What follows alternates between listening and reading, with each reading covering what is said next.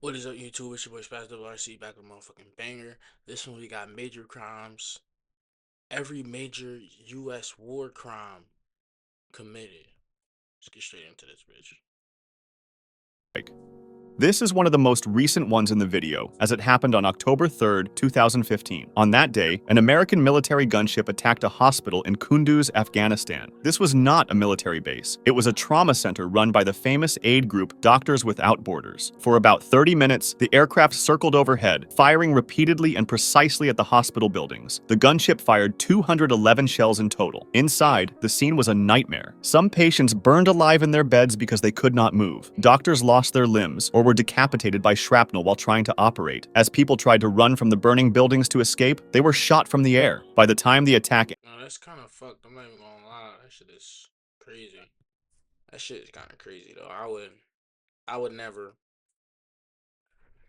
at least 42 people were dead, including doctors, nurses, and patients. The hospital had given its exact GPS coordinates to the US military just days before, specifically to prevent something like this from happening. Even while the bombs were falling, hospital staff were frantically calling military officials, begging them to stop, but the strikes continued. After the attack, the American explanation changed several times. First, officials said they were protecting troops on the ground. Then, they claimed the Afghan army had asked for the strike. Finally, the US commander admitted it was a specific decision made by American forces, but called it a tragic mistake caused by human error and broken equipment. Some officials tried to claim that Taliban fighters were hiding in the hospital, using civilians as human shields. Doctors Without Borders flatly denied this, explaining that they had a strict no-weapons policy and that the compound was full of doctors and patients, not soldiers. In the end, President Obama apologized, and the military punished 16 people with administrative discipline, but no one was ever charged with a crime. The Pentagon concluded that because it was an accident, it was not a war crime. The doctors and the United Nations called for an independent investigation, arguing that a military cannot fairly investigate its own actions. Hey, far to contrary belief, man, y'all don't understand. The United States is really a bully, like in real life. Investigation Want to break into How true cybersecurity it but is, don't we have gonna give you that experience? fucking The ad. Google Cybersecurity Certificate uses real-world Real life. never happened. Mahmoudiya killings. On March 12, 2006, in a small house near the village of Yusufia in Iraq, something truly horrific happened. 5 American soldiers from the 502nd Infantry Regiment left their checkpoint and walked to the home of an Iraqi family. The family included a 14-year-old girl called Abir and her 6-year-old sister Hadil and their parents. Their 2 younger brothers were away at school that day. These soldiers had been watching Abir from their nearby checkpoint for some time. They often saw her doing chores in the garden, and some had harassed her before, staring at her or making gestures that scared her family. Her mother had even planned to have Abir sleep at a relative's house to keep her safe. One soldier, Stephen Dale Green, had even touched Abir's face during a house search, which terrified her. Green himself had told a reporter just a month earlier that killing people in Iraq felt like nothing to him, like squashing an ant, and that he had come there wanting to kill. That day, the soldiers were drinking alcohol mixed with energy drinks, playing cards, and talking about doing what can't be said here to Abir and killing Iraqis. Green kept pushing the idea. 4 of them changed their looks to look less like US soldiers, and they headed to the house in broad daylight. Brian L. Howard stayed at the checkpoint, but knew what was planned. They separated the family into different rooms. One of them grabbed the little sister who was outside, while another one shot and killed the parents and the sister. The mother struggled, and her arms were broken. Then,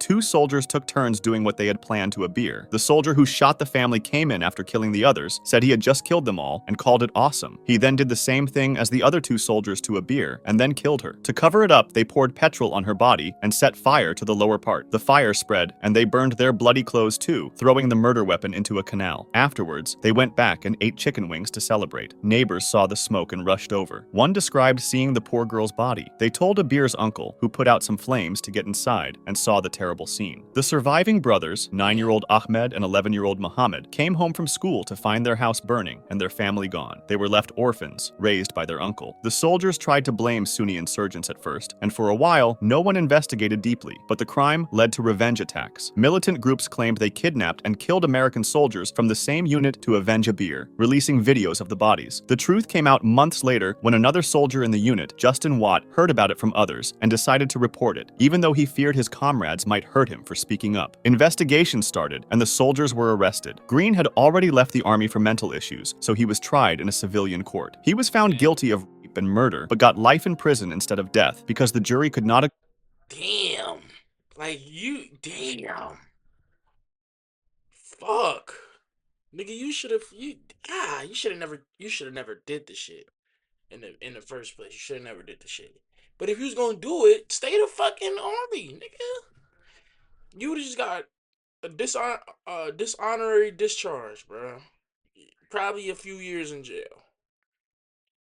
The death penalty. He later died in prison by suicide. The others faced military trials. Barker pleaded guilty, admitted hating Iraqis, and got 90 years with possible parole after 10. Cortez also pleaded guilty, apologized in tears for the pain he caused, and got 100 years with possible parole after.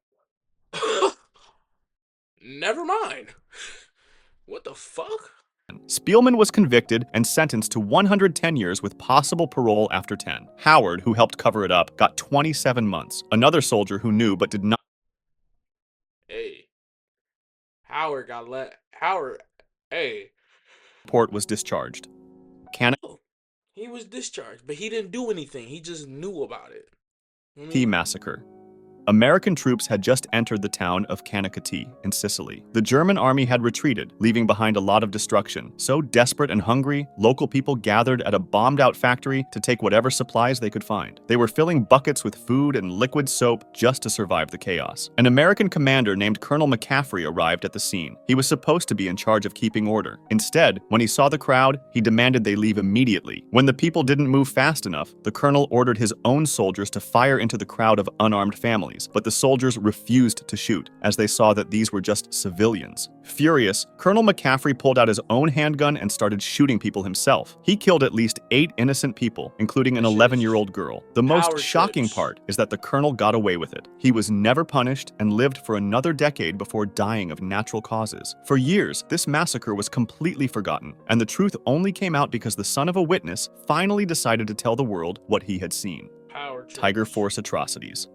The Tiger Force started as a small group of elite soldiers in Vietnam, trained to be fast and deadly. But by May 1967, this unit had turned into something monstrous. The mission was supposed to be about finding guerrilla fighters, but it became something totally different. The commanders wanted high numbers of enemy kills, and one colonel even ordered the troops to reach a specific number of kills to match the unit's name. This created an environment where soldiers felt like they had a license to kill anyone they saw. For 7 months, they went on a rampage where unarmed people were hunted down and killed, even if they weren't guerrilla fighters. The reports from that time describe a nightmare. Soldiers were executing elderly people and women in the rice fields as they begged for their lives. They threw grenades into underground shelters where families were hiding, turning those bunkers into mass graves. Prisoners were tortured and executed routinely. Some soldiers began cutting off the ears of the dead and wearing them on necklaces as trophies. 2 friends from Arizona, Sammy Barra and Ken Green, became the symbols of all of this. After Green was killed in battle, Ibarra went over the edge and started mutilating bodies. Instead of being punished, Ibarra was actually congratulated in a military newspaper for getting the unit's 1,000th kill. Not everyone went along with what was happening, though. A soldier named Gerald Bruner actually pointed his rifle at a fellow soldier to stop a killing, but his commanders treated him like he was the problem. Others who tried to report the crimes were told to keep quiet. One military journalist was threatened with death by his own commander if he spoke up. Even the medical staff suspected what was happening, but were too afraid to investigate. Years later, though, the army actually did investigate. From 1971 to 1975, they gathered sworn statements from soldiers who admitted to the crimes. They found proof of routine murder, including the killing of 2 blind brothers and many civilians. However, in the end, nobody was punished. Some think it was because by 1975 the war was ending, and the government wanted to move on. Likely afraid of a massive scandal, the files were buried. It took decades for reporters to uncover the truth. They went back to Vietnam, found the old grave sites, and spoke to witnesses. Al-Hamdaniya murder. On April 26, 2006, a group of U.S. Marines I'm telling you, bro, America just a big-ass bully, bro.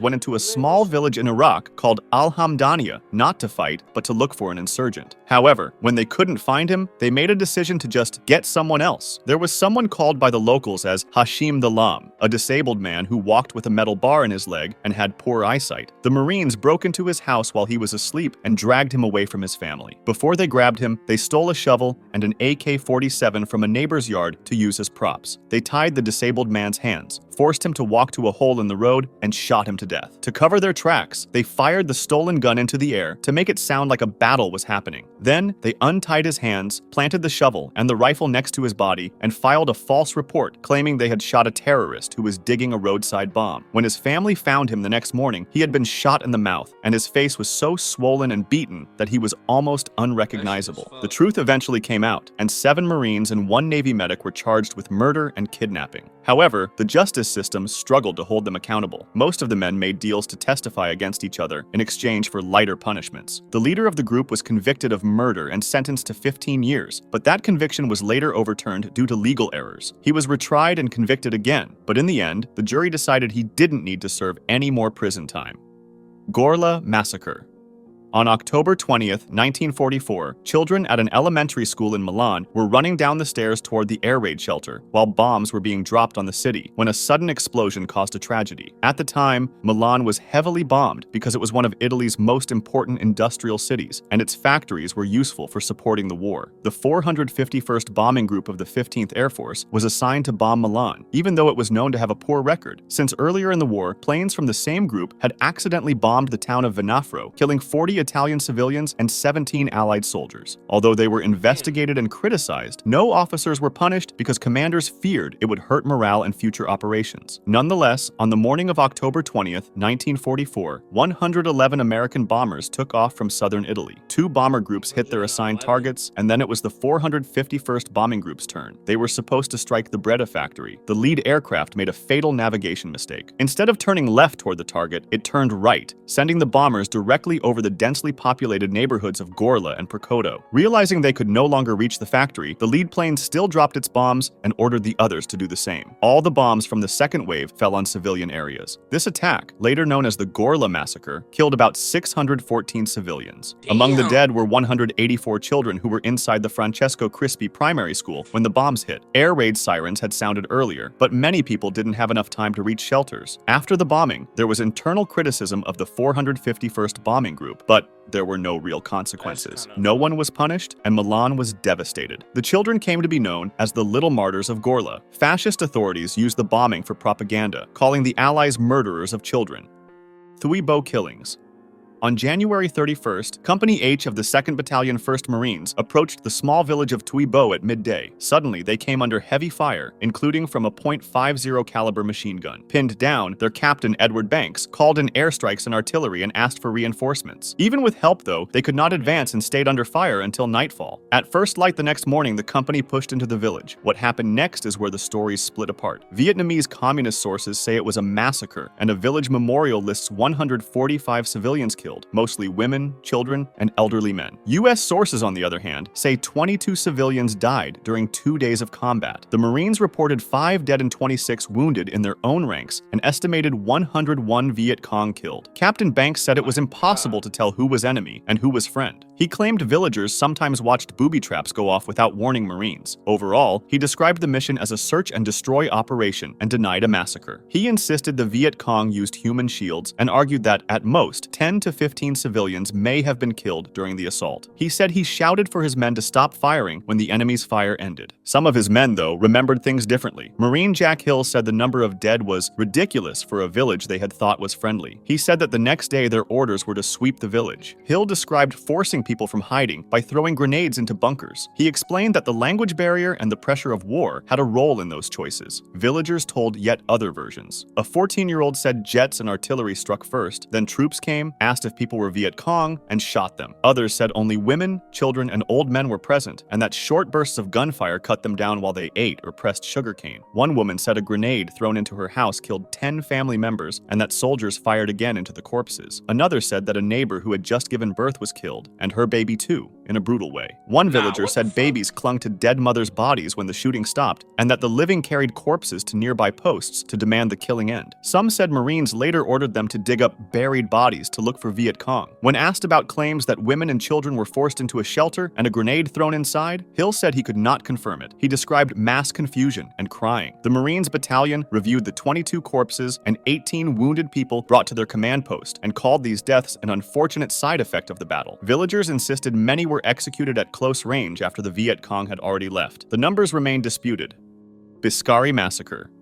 On July 14, 1943, during the invasion of Sicily, American soldiers, in two separate incidents on the same day, executed 73 prisoners of war. In the first incident, a sergeant named Horace West was ordered to take a group of prisoners to the rear. Instead, he marched them about a mile away and stopped. He borrowed a Tommy gun and told his fellow American guards to turn away if they did not want to watch what he was about to do. He then opened fire on the unarmed men. Investigators later found that he had shot them through the heart. The most chilling detail is that after his gun ran empty, West reloaded it and walked among the bodies, shooting the wounded men who were still moving to make sure they were dead. 37 bodies were left lying on the ground. Later that same day, a captain named John Compton was angry because snipers had been shooting at his men. When his troops captured a group of 36 Italians who were hiding in a ditch, they brought them to the captain. The prisoners begged for their lives, but the captain gave a direct order to a firing squad. He told his men he did not want anyone left standing. When the prisoners tried to run, the Americans opened fire and killed all of them. When the news reached the top commanders, at first, the famous General George Patton tried to cover it up. He wrote in his diary that they should just lie and say the men were snipers killed in combat to avoid a scandal. However, other officers refused to stay silent, and Patton himself, once he learned the details, that the prisoners had offered no provocation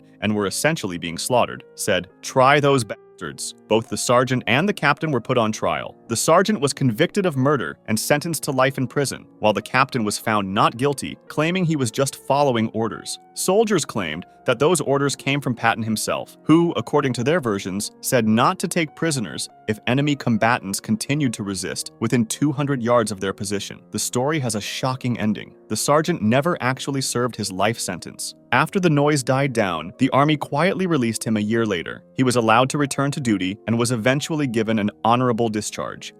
Torture in Operation Teardrop. It was the final weeks of World War II, and a terrifying rumor was spreading through the U.S. military. Leaders believed that German submarines were crossing the Atlantic, carrying flying bombs or rockets aimed directly at New York City. The mayor of New York had